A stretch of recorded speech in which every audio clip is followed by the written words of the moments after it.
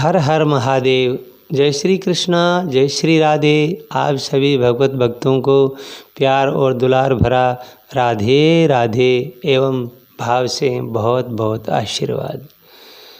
प्यारे भाइयों और बहनों, माताओं,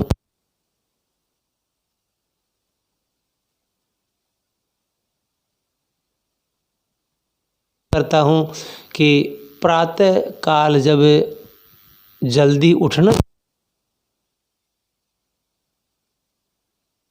जितना जल्दी उठोगे उतना ही भगवत चिंतन ज़्यादा होगा। ब्रह्म मुहूर्त में उठना चाहिए। क्यों कि सवेरे 4 बजे से 5:30 बजे के मध्य में ये जो 1.5 घंटे का जो समय है, इसमें उठना चाहिए, क्योंकि ये ब्रह्म मुहूर्त का समय होता है। सर्वप्रथम उठ कर के आप परमपिता परमात्मा का धन्यवाद कीजिए। हे प्रभु, मैं जैसा भी हूँ तुम्हारा हूँ, पापी हूँ या आपका हूँ, तुम्हारा हूँ प्रभु। और उसके बाद में बिस्तर त्याग करके आप पृथ्वी माता पर जब भी चरण रखो, उससे पहले पृथ्वी माता को प्रणाम कीजिए। हे पृथ्वी माता, मैं महापापी हूँ, महानीच हूँ, अधम हूँ।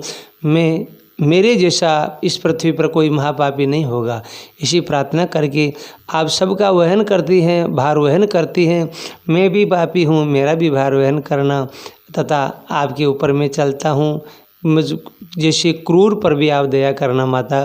पृथ्वी माता को प्रणाम करके उसके बाद में फिर आप अपने हथेलियों को ऐसे रगड़ करके, और फिर कर अग्रे वसति लक्ष्मी, कर मध्य वसति सरस्वती, कर मूलम गोविंदम, प्रभाते कर दर्शनम। क्योंकि हथेलियों में अंगुलियों के ऊपरी सतह पर जो हिस्सा है, उसके ऊपर कहते हैं महापुरुष, यहाँ भगवान लक्ष्मी नारायण का वास है। हथेली के मध्य में ब्रह्मा जी और माता सरस्वती का निवास है, और इस हथेली के किनारे के ऊपर भगवान श्री राधा और कृष्ण जी का वास है। तो हम गृहस्थी हैं, गृहस्थी को अगर तीनों मिल जाए तो ओहो, उससे बड़भागी कोई और नहीं हो सकता। फिर उसके बाद में आप धरती माता के माध्यम से अपने गुरुदेव को प्रणाम कीजिए। जिस दिशा में आपके गुरुदेव का निवास हो, उसी दिशा में प्रणाम करके पृथ्वी माता से कहिए, हे पृथ्वी माता, मैं आपके माध्यम से मेरे गुरुदेव के श्री चरणों तक मेरा प्रणाम पहुंचा देना। मान लीजिए वे ब्रह्मलीन हो गए हो, तो भगवान से कहिए, हे प्रभु, मेरे गुरुदेव जहाँ भी हो, जिस लोक में हो, जिस परिस्थिति में हो, इस तुच्छ दास का प्रणाम उनके श्री चरणों तक पहुँचा देना, और उनका आशीर्वाद हम सबको मिले। और फिर उसके बाद में आप सब लोग अपने अपने माता पिता को प्रणाम कीजिए। क्योंकि जब भगवान राम, भरत, लक्ष्मण, शत्रुघ्न जी चारों भाई सवेरे ब्रह्म मुहूर्त में उठ कर के गुरु वशिष्ठ जी को और महाराज दशरथ जी को, माता कौशल्या, कैकेयी, सुमित्रा माताओं को, तीनों माताओं को और गुरुदेव को और महाराज दशरथ जी को रोज़ प्रणाम किया करते थे। प्रातः समय उठहि रघुनाथा, माता पिता गुरु नावई माथा। भगवान, हम ये सोचते हैं कि मैं भगवान से बड़ा हूँ, तब तो आपकी ये बहुत घटिया सोच है। ऐसा न सोचना। जब भगवान राम आदि भी रोज़ प्रणाम करते थे, तो आप लोग प्रणाम क्यों नहीं करते? रोज़ाना प्रणाम करना चाहिए, भाव से करना चाहिए। फिर उसके बाद में आप शौच आदि से निवृत्त होकर के, दातुन आदि से निवृत्त होकर के स्नान कीजिए। यदि आपका शरीर पूर्णतया स्वस्थ है तो रोज़ाना आप स्नान कीजिए। स्नान के बाद में भले ही आप चाहे थोड़ी देर करें, लेकिन आप रोज़ ध्यान से, भाव से, प्रेम से भगवान का स्मरण कीजिए, चिंतन कीजिए, और भगवान से यही प्रार्थना कीजिए, हे प्रभु, मैं जैसा भी हूँ तुम्हारा हूँ, लेकिन आप मेरा कभी भी परित्याग मत करना प्रभु।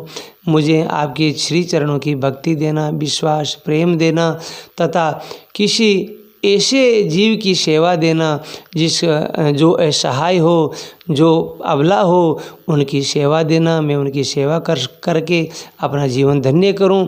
और फिर उसके बाद में आप गृहस्थी हैं, तो आप जो भी आपके घर में कार्य हो, खेती माता का कार्य हो, खेती माता का कीजिए, व्यापार हो तो व्यापार का कीजिए, और दिन में जब भी समय मिले एक बार भगवान का चिंतन जरूर कीजिए। वैसे महापुरुष तो कहते हैं चारों समय की संध्या वंदन करनी चाहिए, लेकिन गृहस्थी को छूट दी है महापुरुषों ने, भगवान ने छूट दी है कि अगर चारों समय की संध्या वंदन न कर सके तो कम से कम 2 बार की कीजिए। 2 बार की भी मान लीजिए न कर सके तो कम से कम 1 बार की संध्या वंदन तो करना ही चाहिए। मैं पुनः आपसे हाथ जोड़कर प्रार्थना करता हूँ कि आप सब रोजाना इस बात को याद रख करके नित्य प्रति इस साधना को कीजिए। आप देखेंगे अपने जीवन में कौन सा ये नया चमत्कार आ गया। सब लोग आपकी देखा देखी करके कोई भी अगर मान लीजिए इस भगवत मार्ग में लग गया तो आपका जीवन धन्य हो गया। मैं पुनः प्रार्थना करता हूँ आप सब अपने परिवार में सभी सदस्यों को इस प्रार्थना के बारे में बताइए और आप भी नित्य प्रति कीजिए, जिससे आपका जीवन धन्य हो और आप सब सदा सुखी रह करके भगवत प्राप्ति करें। जय जय श्री राधे कृष्णा। आप सभी को बहुत बहुत आशीर्वाद। राधे राधे श्याम।